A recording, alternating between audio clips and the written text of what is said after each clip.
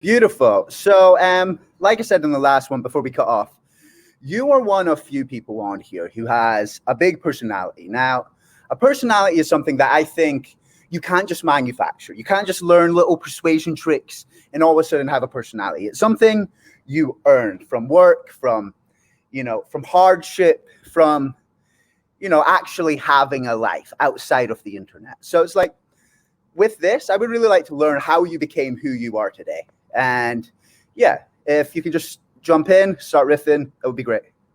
Sure.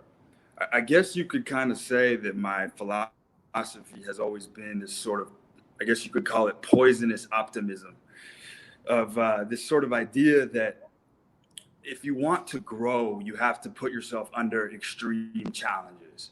And one of the best examples I can give you is that weightlifting was a sport that I chose because of the difficulty level. Weightlifting is an art form, the particular one that I'm in, which is the snatch and the clean and jerk.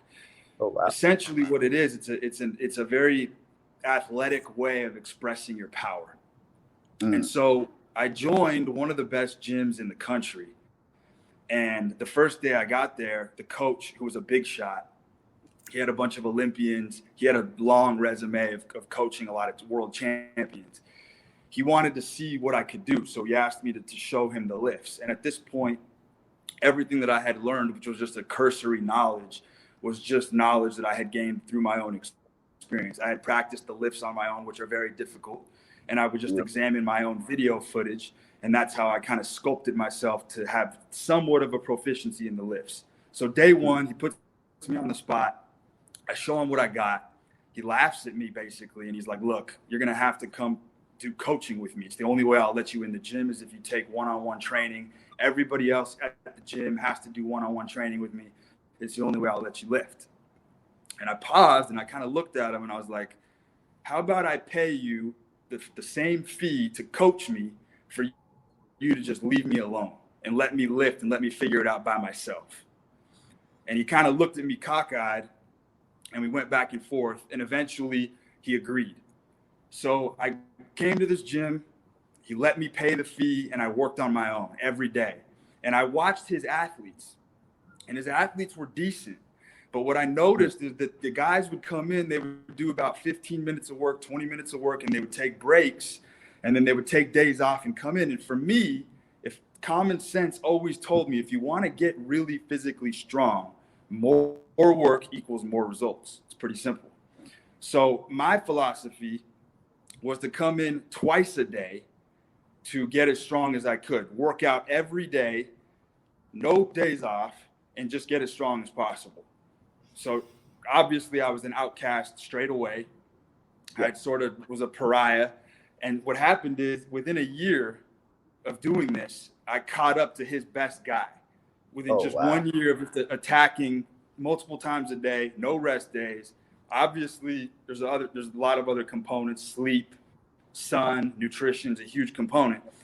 But within 2.5 years, I had snatched 300 pounds, which put me in the top 1% in the country.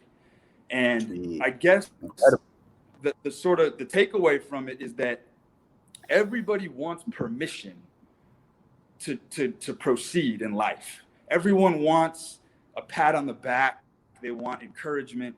They always need validation and to know that they're okay. And the reality is you're not okay, but you will be if you just truck forward. And so I sort of developed this sort of cultish sort of passion with the sport just because I wanted to see how far I could take it. And it's interesting because weightlifting, ultimately the numbers don't matter. But for me, being able to accomplish that was just a mindset that is carried over in every aspect of my life. I've always been extremely fascinated with people who put themselves under extreme pressure and overcome. And so this led me into a sales mindset where I sort of figured out that, see, people are very wasteful with their energy. But people they compartmentalize everything. They think, oh, I need to allot 1 hour of sunshine. I need to allot another hour for gym. I need to allot another hour for work. But when you blend it all together and you make it seamless, and you are outdoors and you're lifting and you're training and you're doing your calls while you're training, you just knocked out 4 hours of time and everything's done. And then you realize, fuck, I have 20 hours left in the day to do whatever the fuck I want to do. So it just became this hyper efficient way of getting things done. And see, when you're lifting heavy, it's a very dramatic process. That's part of what I loved about it. It became sort of this daily ritual of waking up and realizing that it's warfare. Because when I'm going in the gym, I'm taking big jumps. I'm starting with 100 pounds. Then I jump to 200. Then I jump to 250. Then I jump to 300. I'm taking huge jumps. It's a very theatrical, very dramatic. You have to really enjoy conflict. Where was it that you developed this mindset before you started lifting? Because to say to a guy, no, man, I'm going to do it myself. Here's your fee anyway.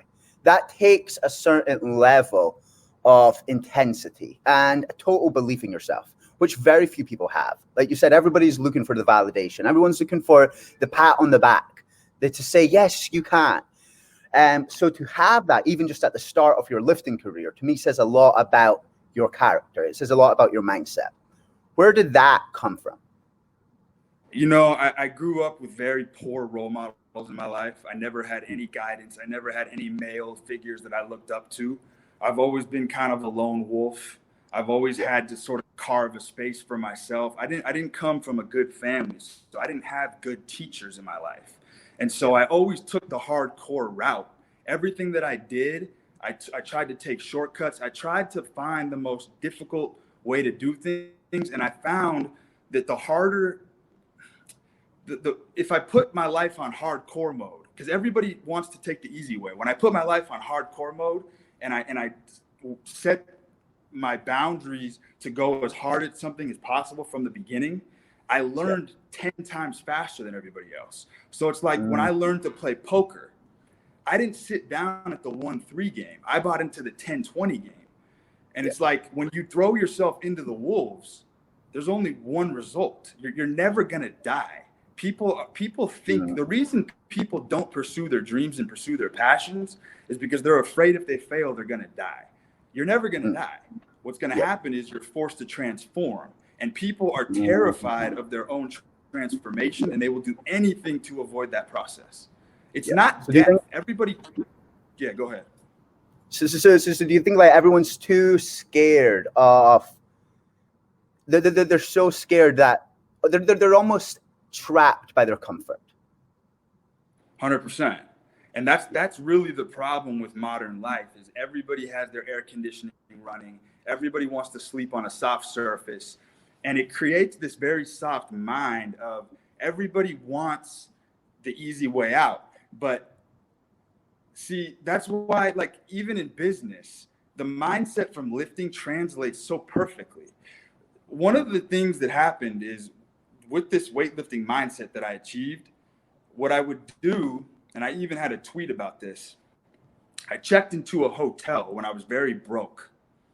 And my mission was to see how long I could last in a hotel with nothing and see if I could survive.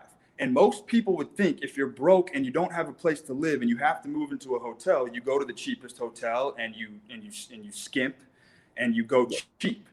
But it's the opposite. I checked into a 4-star hotel that was $350 a night. I prepaid 1 week in advance, and I gave myself a 7-day head start. I was selling timepieces at the time, very high-end watches, Rolexes, Audemars, things of that nature. When I went to sleep at night, it occurred to me that every person in the hotel that I was staying at, above me, below me, to the left of me, to the right of me, was a client. Everybody at that hotel could afford the product that I was selling. Every single person in the hotel. And so people that are sleeping 5 feet from me in the next wall are an option for me to sell to. And so what happened is every morning I'd wake up, go lift, come back to the hotel, stay by the pool all day long, which was on a rooftop, tip all of the bus boys, all the servers, take really good care of all the service workers. And then what happened is eventually I had such rapport and such a good reputation upstairs, I started bringing all the clients, all the hotel people. I started chilling with them by the pool. Next week, I'm hawking watches, selling incredible timepieces. Had a buddy of mine who would front me the money on some of my sales. I would pay him 20%. I would eat 20% off the top just so I could pay the hotel room. And I just got myself into an absolute environment where I was thriving. I mean, beautiful. Hand over fist money coming in because I 100. chose the most difficult, hardcore option. Yep. So, I did something similar when I was like 16. I had a marketing mentor in Thailand. 16, 17, had $600 to my name. I was like, fuck it. I'm going to go to Thailand, $600. Didn't really have any skills, but forcing yourself in a position where you either eat or starve, and it's directly correlated to your effort, makes you grow faster than literally anything. If you don't produce, you don't eat. This is a mindset very, very few people, a position most people are scared of. But if they want to get their income from bang, bang, it's by far the fastest way. 100%. And here's the thing. When you have to put food on your own table every day, and that rent is due every day at the front desk, I had to show up by 5 p.m. to re-up my room. When I'm making a sale, I need you to say yes far more than you need to say no. And that energy is palpable on the phone. It is palpable. I mean, I was an animal on these sales calls because I knew by 5 p.m. I needed a deal closed so I could get to the front desk and charge it to the room. And it's funny because when it comes to sales, logic is your enemy. People think logic is the solution to sales. It's not. The more somebody needs a product, the harder it is to sell. It's like a Lamborghini is the most absurd product in the world. And the people that are buying a Lamborghini know it's absurd. That's why it's so easy to sell, because the fantasy is so powerful. You no longer need to focus on the product. You're building a fantasy world for people that they enjoy. People love it. They love fantasy, period. And so when you're selling high-end timepieces, that's why I love high-ticket items, because the focus isn't on the watch. It's the story that I'm telling you around the watch that makes it so fucking easy to sell. So like I said, the more somebody actually needs to use a product, the more it's a necessity, the harder it is to sell. Yep. See, when you were sat at the pool, drinking your water, doing whatever you're doing, what would you say to these guys to make them go buy a watch?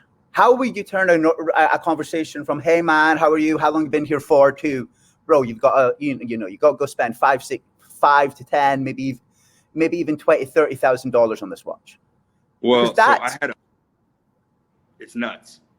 Yeah. I had a backer who gave me some inventory to start with, some nice inventory. And so what I would do is I would be on the roof and I would go back to my vault and I would literally take the watches and I would put them on my potential customers. I would let them wear the watches and let them fuck around with it around the pool, kind of just like walk around and see how they liked it. I would get their number and then I would furiously, like, my sales tactic has always been to harass. Like, I want you to either block me or file a restraining order. Like, that's the only option. Like, if you hang up on me, I'm going to call you 10 minutes later and I'm going to pitch the exact same thing that I just pitched 10 minutes ago, but I'm going to completely reframe it and rephrase it in a way that's more palpable. That's the thing, is like, people cower and they retreat when they get a no. It's human nature. People don't want to say no.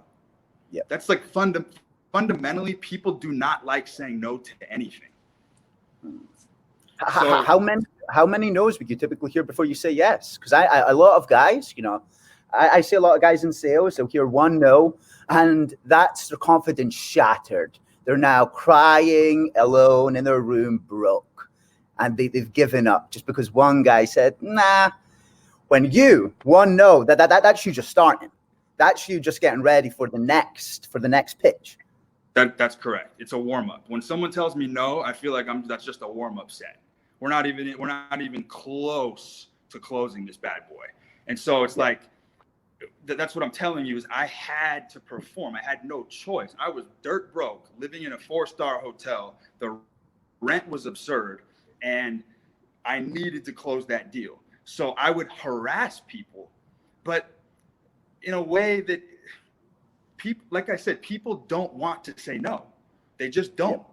They really don't want to. And when you need to make, when you need to make a sale, they can almost feel the energy. It's like it's the whole thing I was talking about the other day about the movement. When I'm pacing back and forth on a phone call, and you're sitting down on the other end of the line, you're at a huge disadvantage. You're at a massive disadvantage mentally, because you can feel, and like I would do this in my workout sets. I would take the hardest sales calls in my workout sets, and I would literally be breathing like a wolf on the phone. They could hear me breathing heavy.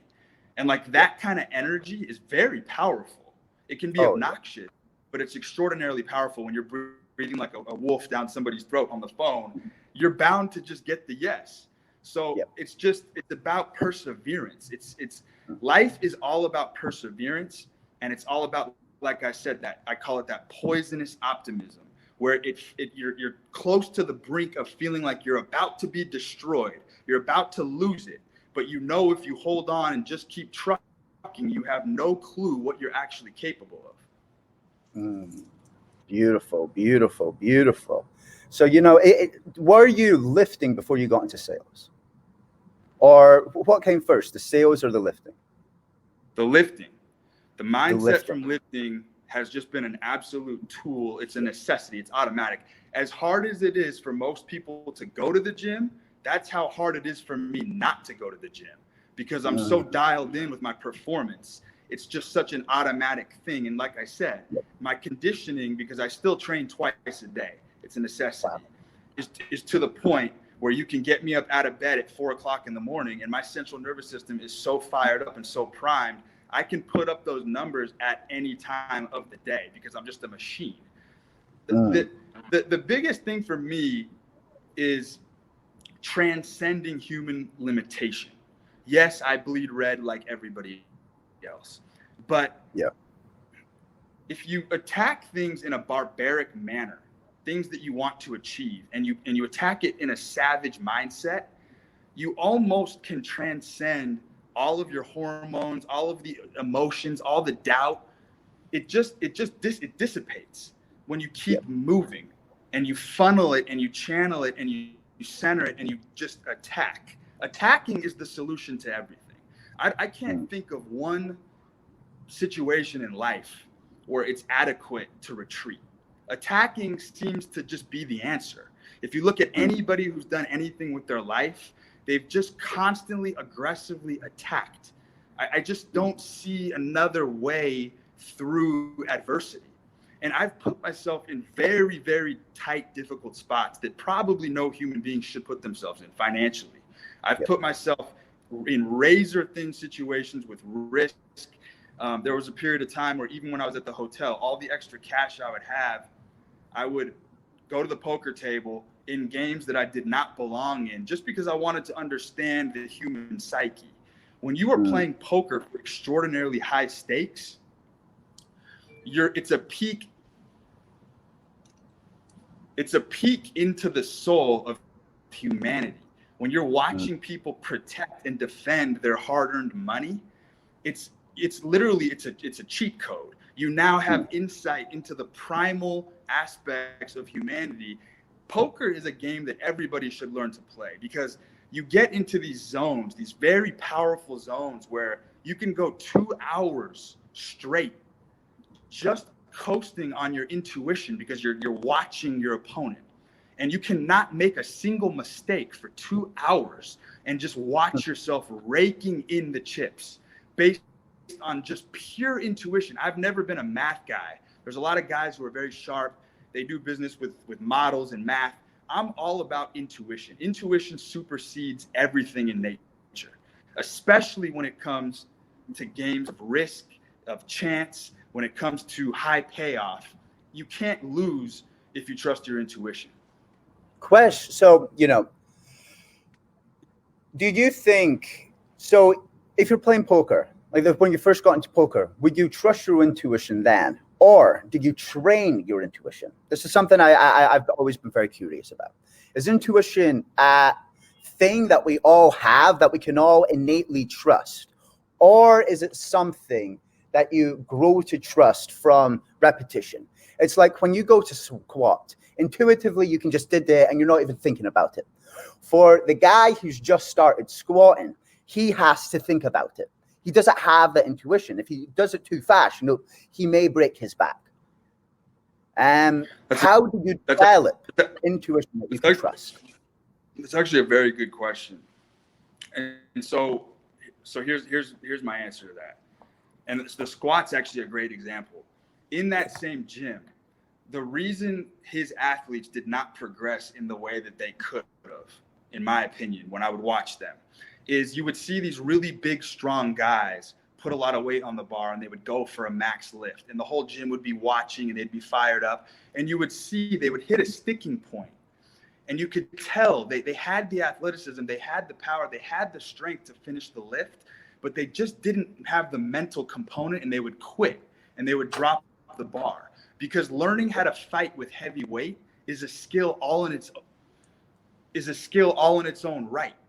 So you can be extremely powerful and extremely strong, but learning how to fight with heavy weight is an entirely different skill set. And once you get to the point where you can learn how to fight with a heavy load on your back, that's where your intuition really kicks in. But you have to get to the point where you can push through the mental limitation, and then it's all intuition from there. Yeah. So you think it's pushing your body so far to the point it's at the breaking point that then the intuition comes in. 100%. Yeah. I've grew fairly good at being able to just generate nice windfalls of cash. It's what I do for clients. I run big kind of campaigns. And I developed that from being in positions where I had rent the next day. I had zero money in my bank account. I was like, fuck, how do I make 5 to 10 grand today? Not tomorrow, but right now. And when you're in pressure like that, when you are like, oh shit, I might starve, I might be homeless tomorrow, that is when I would always find that's always when the next idea would come and the money would just pow. And I'm guessing it's the same with lifting. I'm guessing it's the same with, some guy in the comments asked how similar swooping and girls. I think they're all the same. It's like if you put yourself into a social situation where you must perform, where there's, you're with a bunch of high level people, there's a lot of hot girls, you don't have time to have social anxiety. You end up being able to say the right things because you have no other option. You either say the right things or you look like a dickhead in front of everyone. That's literally exactly it. It's pushing, like you just said, it's pushing past the brink of the emotions, because once you pass the fear and the actual pain of the emotion, it's all intuition, but you have to break through the emotions first. And the only way to break through the emotions is to do it scared. Guys will tell me all the time, I'm scared. Okay, do it scared. Whatever it is you're trying to do it while you're afraid and watch what happens. Beautiful, beautiful, beautiful, beautiful. So see, when you look at a lot of the younger guys on Twitter, a lot of the younger guys who are watching this right now, what do you think is the number one thing that they are lacking? Because a lot of them, I don't think they have the same intensity as you. Why do you think that is? Why do you think it's lacking? And how can they gain it?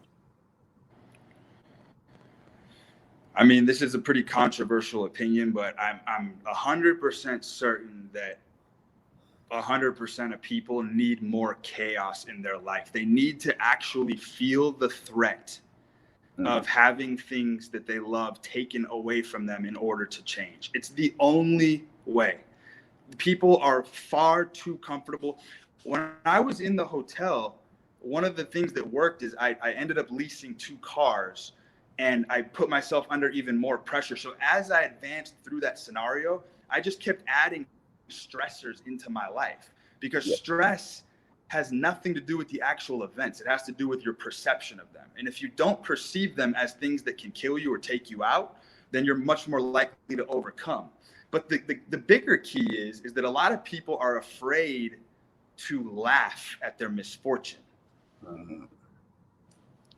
I am able, when I'm sitting in a pile of rubble, I'm able to fucking laugh, belly laugh at the situation, because once you realize you actually never die, no matter what happens to you, you don't really die. And if you do, you won't know anyway. So what is there to resist? What is there to hold back from? If you're gonna die, you won't know it regardless. You're just 100%. Gonna disappear. You know what I mean? So it's like, 100%. I think people need to take on a lot more pressure and a lot more stress just to figure out who they are. People don't even want to know who they are. They don't even want to know why they ended up the way that they are. And those are huge questions. And those are only questions that can be answered when you put your toes to the fire directly. Oh, yeah. Rock bottom is a place where I think everyone should reach at least once in their life. I mean, it's true. You look at guys like Zuckerberg, guys that are multi-billionaires that have these massive companies. I don't think those guys really crashed and burned the way that most people that are successful did. Because if they did crash and burn, there's no fucking way that they would allow themselves to be in that weak, feeble physical condition that they're in. But a guy like Zuckerberg has probably been under way more pressure than most people could even fathom. He's probably been under pressure that if the average person had a glimpse of, they would crumble, absolutely crumble. And that's why Zuckerberg, an average person, is the average person. I mean, he's had multiple lawsuits. He's had governments try to sue him. He's had, people try to hack him. People try to destroy him. People want to kill him. He's still going. He doesn't care. Still going. That's the thing, is when you get to the highest level of the game, you see these guys will purposely put themselves in tighter and tighter and tighter and tighter spots because it keeps you sharp. They love the game. There's no people that make billions of dollars. You never see them just disappear off the face of the earth and go to a private island. They're always taking on much more load, much more responsibility. And so if you're broke and you're poor, you need to have that same mentality. The only way you're going to grow and achieve insane things is to take on far more stress and far more pressure. And you don't need permission. Like the thing is like when you're first starting out, your brand is the madman. You're always going to start out an absolute madman. People are going to think you're a lunatic. And I think what happens is that guys, especially if you're an obsessive personality like I am, and you get involved in something in a very intense capacity, people will call you an addict, and people will want you to go into groups. People will want you to go into support groups and therapy. And once you tap out and once you enter those therapies, it's a wrap. It's game over, because you're never gonna get past the brand of being a madman. And you have to be comfortable being that in the beginning until you can redeem yourself. And the only way to redeem yourself is to achieve what you set out to do in the first place. Yeah. I was reading an esoteric book yesterday called The Gospel of Thomas, and there was a line in it which was beautiful. It was like, what's inside you, if you don't let it out, will destroy you. But if you let it out, it will be the thing that makes you. So it's like you and I, we've both got what many would say addictive personalities. There's another alternative reality where if we never channeled it, if we never learned to control that inner beast, there's a chance that you and I would both be smoking crack right now, homeless. That same thing, which has been the catalyst for everything we have, all of our success, everything good in our life, is the same thing that destroys most people. But because we've learned how to control the beast, because we've learned how to harness it, that's why we are able to see great results in our life. That's 100% correct. I mean, I'm sure you can relate. I've had numerous people throughout my life that have cared and loved for me on a deep level tell me, look, it's time to tap out. Look at what you're doing to yourself. You just throw in the towel. You're punishing yourself. You're making yourself miserable for no reason. And I always knew they were wrong instinctively. And it's just about having that mindset that people are always going to tell you the wrong thing to do. Advice is generally atrocious. You really don't get very much good advice on planet Earth. You have to be willing. And it's sort of that punk ethic that we're talking about of you want to do something, you start with whatever you have and you just go, you make it happen. That mentality doesn't exist anymore. At the same time, though, I think, you know, when I was like, you know, Mom, I'm not going to go to university. I'm going to drop out of high school. I'm going to start a business. My parents were like, this is ridiculous. You play it safe. You know, you're not going to be able to get a good job. I was like, I'll make it work. Now, their advice wasn't malicious. Their advice wasn't cruel. Their advice was simply saying, listen, this is the safe route for normal people. But I always feel like if you want to do something that's just not normal, you need to be a little bit more intense than most. And one of the hardest parts for a while, it's just doing the thing, ignoring all the well-meant advice and doing it anyway. Because, you know, someone saying to you when you're training 2 times a day, hey, bro, you may hurt your body. They're not mean. They're not trying to affect your gains. They're saying, you know, it's genuinely coming out of a place of caring, you know? Absolutely. It's coming from a good place. And what I will tell people is that if you really want to make those around you, your loved ones, proud, you'll ignore them and you'll achieve what you set out to do in the first place, because you will be a much better human being when you reintroduce yourself to those relationships. Those people that are giving you that advice are counting on you to be the best version of yourself possible. And they don't understand that once you transform and you enter your final form, your most complete form as a human being, you are actually a much larger asset to their life. Their life is going to benefit massively from you not taking their advice and following your heart in the first place. It's very poetic. They actually benefit tenfold. It's one time I was reading about shamanism, and they say, you know, shamans are like people who they would kind of lose their minds and they would be shunned out of the village. And from there, they would end up going away, taking, you know, large doses of it, like ayahuasca, going through trials and tribulations themselves. And, you know, they would end up having to fend for themselves, having to find, you know, plants in the jungle to eat, all of that. But then when they come back to the village, they're now a beacon of light because they've been through hell.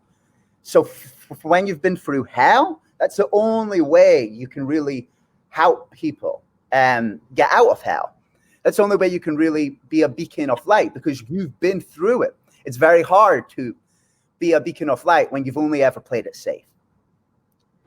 It's so true. And it's like every quote that everybody loves, all of these beautiful pieces of wisdom that people, all these quotes, all these memes, those all came from people who went to the depths of hell to retrieve that knowledge that you are now the benefactor of.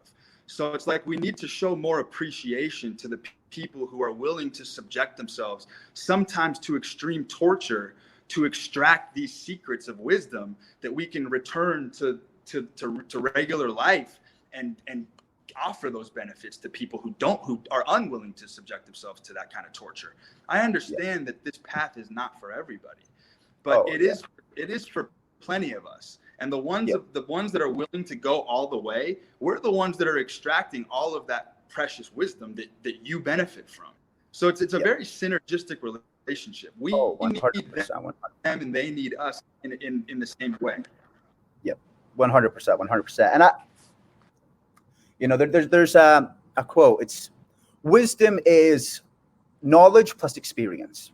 Now, I feel like a lot of people, they have the knowledge, but they've not lived. You know, I've seen a lot of guys on Twitter, they promote living with your parents until you're like 28 and you have a shitload of money saved. That's fine. But I feel like a young guy is going to go much further if he leaves his house as soon as he can and he learns to fend for himself. He's going to mature, 5 years, 1 year for him is the equivalent of 5 years for the other guy. The guy sat at home, still with his mom, getting his meals made for him every day, getting his laundry done. The guy who's out there fending for himself, worrying how he's going to eat every single day, he's going to grow so much faster because he's actually out there, as you say, with the wolves. He's fighting with the wolves every day. And I feel like that's the only way you can grow. Are you there? Yeah. Can you hear me? Yeah, my connection cut out for a second. Sorry about that. It's true. I mean, it's what you're saying is true. I personally think that your 20s is somewhat of a donation. It's somewhat of a donation. You just charge your 20s to the game. You try as many radical things as you possibly can to see what sticks. And if you fail through your 20s and all you have to show for it is an incredibly robust, strong personality, your 30s are going to be a cakewalk. I mean, I'm 32, so I'm in my early 30s, but the experience that I had in my 20s, you can't buy it. Like, I can cobble together a business overnight now. I'm to the point where I've suffered so much. I've paid my dues that in my sales ability, my ability to deal with adversity is so potent that I just have the experience. I know how to navigate through hell. And so it's just become so much easier as you get older to build and create what you want. It's very counterintuitive, but it works. Oh, and I think so a lot of guys, they don't do anything in their 20s because they're scared they may fail and the ramifications of their reputation and all of this bullshit. But the truth is, in your 20s, you can go to jail for 5-6 years and you can still come out okay. You can fuck up your life completely and you can still come out okay and make a success of yourself. You can come out an absolute G, 100%. Yeah. If you go to jail at 20, come out at 25, you'll have the Bible memorized from cover to cover, and you'll come out with all the wisdom and experience you need. You're absolutely correct. It's a worst case scenario, if you fuck up completely in your 20s, the worst case scenario is you come out a much, much wiser person. There's zero downside to not going all the way, to not going completely balls to the fucking wall. All the way. And that goes with everything. It goes with relationships. I was thinking about this today. There are men who will go from cradle to the grave. They will actually die as old men who have never even attempted to approach a 10 out of 10 female, the highest echelon female. There are men who won't even ever have attempted that once in their entire life. What kind of life is that? But what if she said? But what if she laughs at them, bro? What if she rejects them? No, bro. What if she said no? And I find a lot of that comes from because one time when they were like 8 years old, a girl once laughed at them. So because of that one time one happened to them, they've kept themselves a little slave, a little cuck their entire adult lives. 100%. And you'll see these guys, they trick themselves. They start to lower the bar so much that they start to actually believe that these 6s are 10s. They start to literally believe that unattractive women are extremely attractive. They fool themselves because it's so painful for them to realize that they could be doing so much better. And it's not just about physical beauty. It's a microcosm of the way they live their entire life. These are dudes who are terrified to talk to a gorgeous woman. So how do you expect them to build a business? How do you expect them to go all the way in any other aspect if you can't even walk up to a gorgeous female and introduce yourself without some clownish line? It's like, that's one of the first things you have to get out of the way as a man, is losing that discomfort and just going after beautiful women at all times. There's no reason to lower the standards or the bar. 100%. And a lot of guys think game is just tactics. And I agree to some point, but not really. Game, it's more just being comfortable and just talking to people. It's just like lifting. Some of the best guys at game I have ever met, they've never read a game book. They don't even know game books exist. If I told them there was game books, they would laugh and they would say, these people are fucking losers. But these are guys who they'll just talk to girls. They'll talk to girls so much, they become comfortable talking to girls. Now, because they're comfortable talking to hot girls understand, hey, this guy's comfortable talking to hot girls. He must have a lot of hot girls. And then from there, they get the hot girl. And it's just like lifting. It's just like lifting. And it's like, if you're not a very attractive man physically, it doesn't really matter. It's like God deals very fair hands. Like you'll see people, the human nature, especially men develop defense mechanisms against their weaknesses. So it's like you'll see usually men that are very fat or unattractive usually develop a very hilarious personality. They develop other facets of their personality that other people don't have. Fat guys, to me, this is controversial. I find fat guys are typically more charismatic and better with women than a lot of guys that are in incredible shape, which is controversial, but it's true. Hilarious. They're hilarious. The funniest guys I've ever met in my life are all like 300 pounds, and they are hilarious. They can make an entire room just hackle laughing.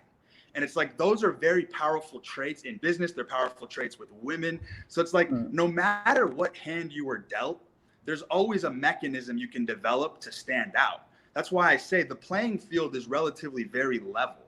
If you don't have rugged good looks, then you're going to develop some defense mechanism. There's some talent that's probably latent somewhere that you can develop that will level the playing field 10,000%.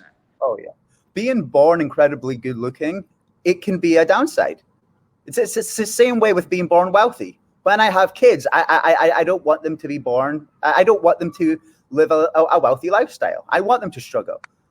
And I feel like it's exactly the same with how you look.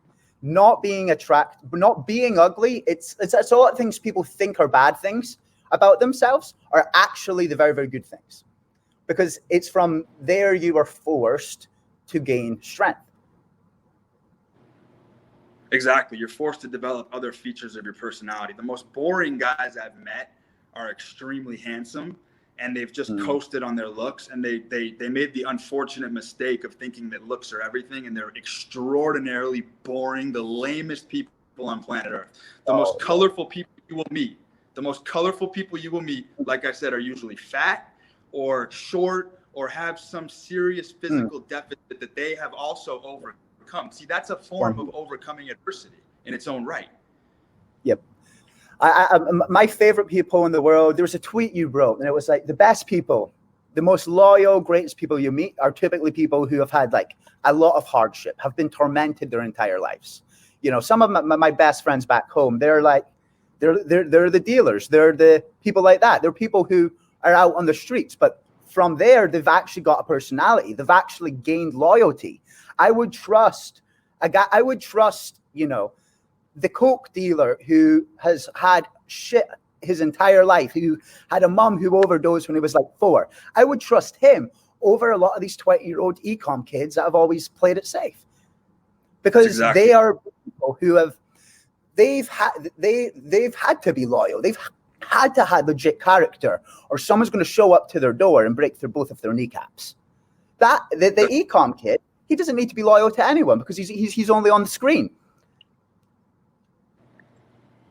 Dude, you know, that's it. And I mean, that loyalty that they develop is exactly what we're talking about. They were in such a deficit in their life. They developed that loyalty as a defense mechanism to survive. They had to be loyal to survive. So that's like the most extreme example of developing one of those defense mechanisms that I'm talking about to make it. And it's funny because the best mentors, the best teachers you will ever meet are the most dangerous, fucked up people. People that can bite you hard, people that are very temperamental emotionally. Those are the people that ironically have the most to give. They have the most to teach. And it's a delicate balance of hanging out with them and not getting snake bitten, but just taking enough wisdom before you can move on to something else. And those relationships are unfortunately usually very short-lived. But in the short time you met those people, they're very impactful relationships. These are people who have suffered tremendously, and they have incredible wisdom to impart. Every success story, anybody that you know that's made it big has always had that one guy in their life. Maybe that guy fucked them over in the end. Maybe that guy did something horrific. But there's a soft spot you have for what you learned in a very short period of time from that individual. And you don't get that from people who haven't been to the depths of hell. It's not the same relationship. Yep. Again, this is something I think it's very damaging that it's mind virus that I keep seeing spread. Oh, you are the average of the 5 people you talk to. Only talk to super high level guys, blah, blah, blah. That it's very, very damaging because you close your mind off to so much wisdom. So much wisdom. I've sat and talked to homeless heroin addicts and had great conversations and learned shit about life. I've learned tons from those guys. Now, if in my head I was like, oh, this is just a little junkie, I'm not going to talk to this guy, I would have missed out. I would have fucked up. My snobbery would have stopped me from gaining knowledge. Dude, it's incredible how much wisdom that they have. It's true. It's really true. It's like my advice to anybody who comes from an extremely good family, very wealthy, has been somewhat terrified of that element. Those people need to hang around that element the most in small doses. I mean, those people need to go into the trenches and ride around with a guy who's been to prison for 10 years, because he'll teach you something. He'll teach you something real. And it might be tough. He might snap on you. He might be manipulative.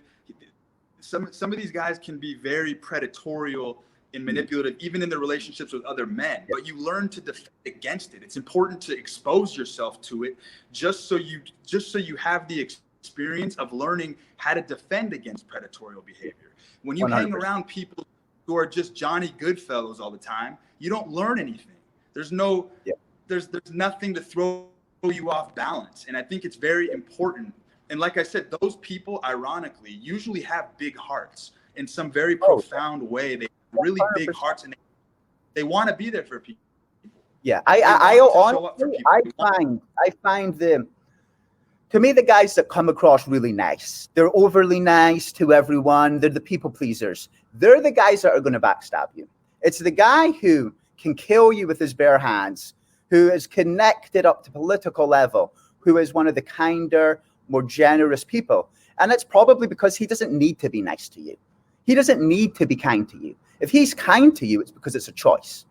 When the overly nice people pleaser, he has to be nice to everyone.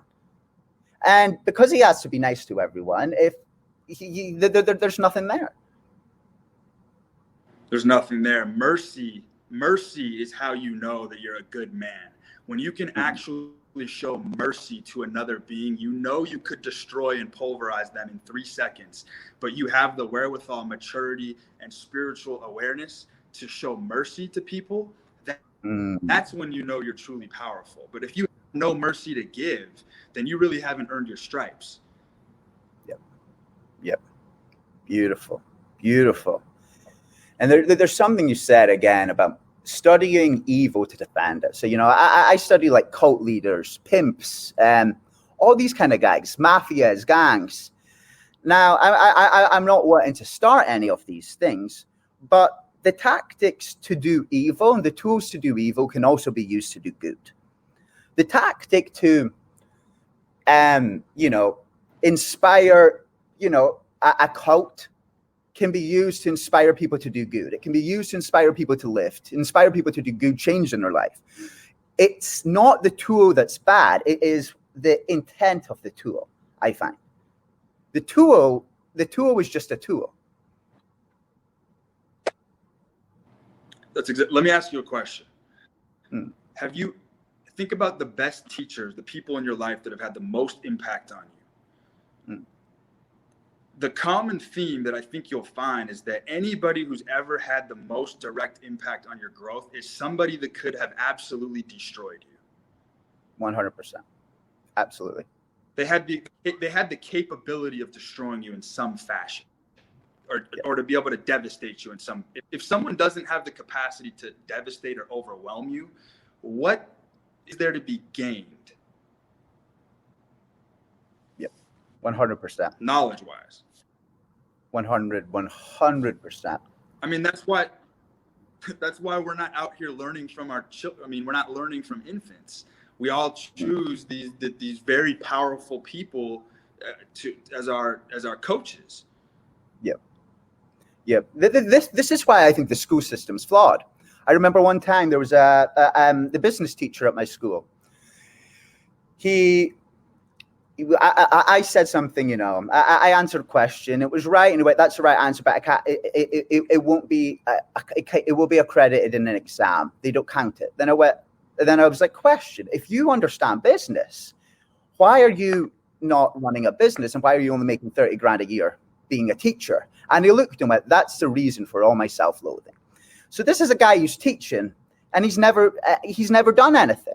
I would rather learn from the guy who dropped out. I would rather learn from, again, a drug dealer. They've actually done business. Hello? Can you hear me? Yeah, I'm here. They're actually accredited teachers because they have experience. It's not just knowledge, it's real experience. Oh, I think he's cut off for a while. He'll be back.